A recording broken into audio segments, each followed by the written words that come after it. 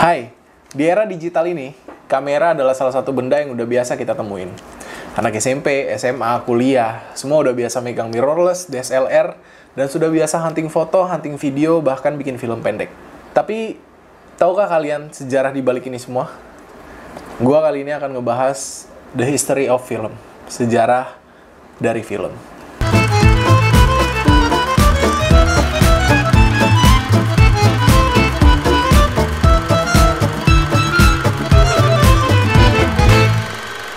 Di abad 16, Girolamo Cardano telah menemukan kotak penangkap bayangan dengan lensa pertama kali.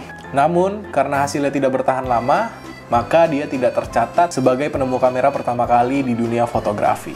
Di tahun 1826, seorang ilmuwan dari Prancis, Joseph Neufeld Niepce, mempublikasikan gambar dan bayangan yang dihasilkan kamera temuannya. Namanya adalah kamera obscura. Kamera obscura belum dilengkapi film untuk menyimpan atau menangkap bayangan atau gambar dan hasil tangkapan kameranya. Dan hasil tangkapan kamera obscura pertama kali dikasih nama Point de Vue Grasse. Itulah bisa dibilang sejarah kamera pertama kali diciptakan dan gambar pertama kali yang ditangkap. Lalu bagaimana dengan kamera film? Atau kamera video? Atau kamera penangkap gambar bergerak? Pada tahun 1888, salah satu perintis dunia fotografi, Edward Muybridge, memacu dan memaksa Thomas Alva Edison untuk berkolaborasi mengejar pengembangan sistem gambar bergerak dan bisa dikolaborasikan dengan fonograf milik Edison. Fonograf adalah alat perekam suara yang diciptakan oleh Thomas Alva Edison pada tahun 1877. Muybridge menunjukkan alat ciptaannya yaitu Zuprasiscope. Zuprasiscope ini unik. Zuprasiscope ini salah satu alat yang masih dipakai sampai sekarang untuk membuat film kartun. Zuprasiscope ini adalah salah satu alat temuan Muybridge pada tahun 1879. Alat itu dapat menunjukkan sebuah gambar yang bergerak seperti video yang dulu disebut chronofotografik, atau yang biasa kita kenal sekarang ini dengan stop motion. Dari hasil pembicaraan antara Muybridge dan Edison tidak menghasilkan satu kolaborasi, guys. Sampai pada bulan Oktober 1888, Edison mengirim surat ke kantor paten Amerika Serikat, United States Patent and Trademark Office atau USPTO, bahwa dia akan menciptakan dan mengklaim alat yang bisa menangkap gambar dan suara, atau bisa dibilang audiovisual. Audiovisual adalah sebutan untuk hasil yang bisa dilihat dengan mata dan hasil yang bisa didengar oleh telinga. Dan pada bulan Maret 1889, Edison mengirim lagi surat ke kantor paten Amerika Serikat atau USPTO bahwa dia akan membuat satu alat yang dapat menghasilkan satu gambar bergerak dan diberi nama kinetoskop.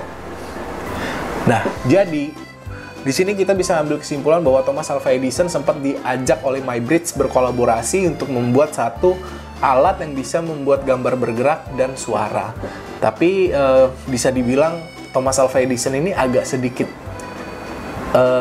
egois ya, karena dia nggak mau diajak berkolaborasi, tapi tiba-tiba dia mengklaim atau mengirim surat ke kantor hak patennya Amerika Serikat atau USPTO bahwa dia akan membuat alat itu. Jadi seolah-olah nanti kalau alat ini berhasil, itu adalah klaim atau milik dari Thomas Alva Edison.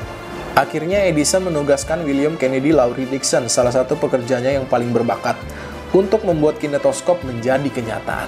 Nah, sebenarnya Thomas Alva Edison ini penemu atau pencetus? Akhirnya William Kennedy Lowry Dickson berhasil membuat kinetoskop yang salah satu bahan utamanya adalah seluloid yang diciptakan oleh John Cornbutt atau bisa dibilang sebagai film roll.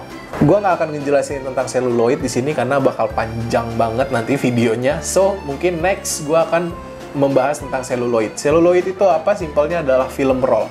Dan akhirnya guys, Lowry Dickson dan Charles Brown berhasil membuat kinetoskop. Dan kinetoskopnya berhasil mengambil gambar bergerak. Dan gambar bergerak pertama yang ditangkap oleh kinetoskop dikasih nama Monkey Shines No. 1. Monkey Shines No. 1 video berdurasi 3 detik yang aslinya adalah seorang pekerja laboratorium tapi belum terlalu jelas dan belum ada suaranya ya guys. Jadi kalau kalian bisa lihat di sini gambar bergeraknya belum terlalu jelas. Ya namanya juga percobaan pertama. Tapi sudah bisa menangkap bayangan atau gambar bergerak. Hebat ya. Nah guys, di tahun 1894 kinetoskop ini udah viral lah bahasanya. Sudah viral banget, sudah banyak diketahui banyak orang. Dan karena kinetoskop ini sudah viral di Amerika, banyak penggemar-penggemarnya, salah satunya Lumiere bersaudara. Dan Lumière bersaudara ini bukan penggemar biasa guys, mereka juga seorang ilmuwan dari Perancis. Lumière bersaudara menciptakan satu alat yang mengkombinasikan kinetoskop dengan satu alat yang dapat memproyeksikan hasil dari kinetoskop yang disebut dengan sinematografi. Ayo, pasti kalian sudah sering dengar dengan kata-kata sinematografi. Tapi mungkin ada banyak beberapa teman-teman saya yang salah mengartikan kata sinematografi. Jujur, gue juga baru tahu, ternyata sinematografi itu adalah nama alat yang dibikin oleh Lumière bersaudara. Sinematografi itu adalah alat untuk memproyeksikan hasil gambar yang diambil dari kinetoskop.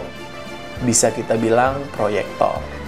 Dan Lumière bersaudara memproyeksikan pertama kali hasil karya mereka ke hadapan publik pada 28 Desember 1895 di ruang bawah tanah sebuah kafe di Paris yang judulnya Sinematografi Lumière. Nah, inilah film dan bioskop pertama yang ditonton oleh banyak orang.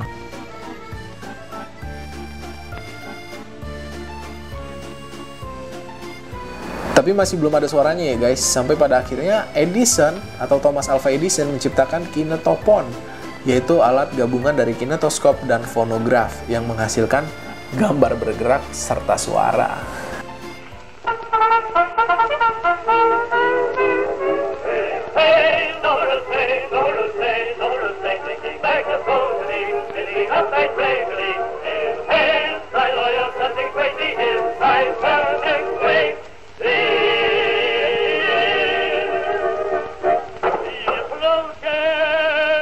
So, itulah tadi sejarah tentang film, history of film. Sebenarnya film itu adalah, kalau di sana film itu adalah film roll, bukannya movie. Movie itu berbeda. Film adalah film roll yang seluloid itu tadi. Kalau movie itu film, karena movie artinya di bahasa Indonesia tuh film, sedangkan film di sana tuh artinya seluloid atau film roll. Jadi gue di sini ngebahas tentang film, bukan film. Ngerti gak sih? Ya udahlah ya, kalian pasti ngerti apa yang gue maksud. Nah, itulah tadi history of film, sejarah tentang film. Mungkin besok gue akan membahas lagi bagaimana perkembangan selanjutnya. Jangan lupa subscribe dan like dan share supaya ilmu ini bisa dibagi-bagi ke teman-teman, saudara, dan orang-orang terdekat Anda. Thank you.